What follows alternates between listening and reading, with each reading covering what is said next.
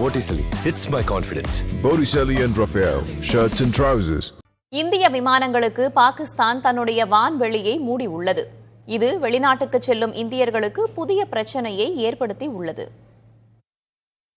பஹல்காம் தாக்குதலுக்கு பதிலடியாக சிந்து நதிநீர் ஒப்பந்தத்தை இந்தியா நிறுத்தி வைத்தது.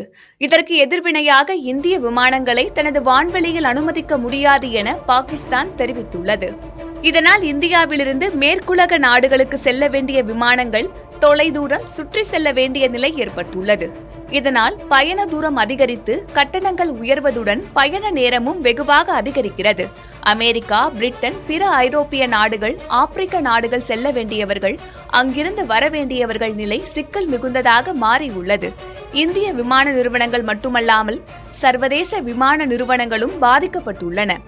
இந்திய விமானங்களுக்கு பெரும் பகுதி வருவாய் மேற்கு நோக்கிய பயணங்களால் கிடைப்பதும் குறிப்பிடத்தக்கது.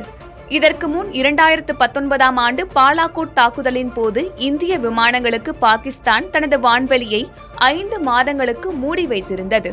இதன் காரணமாக மாற்றுப்பாதையில் விமானங்களை இயக்கியதால் இந்திய விமான நிறுவனங்களுக்கு 550 கோடி ரூபாய் அளவுக்கு இழப்பு ஏற்பட்டது.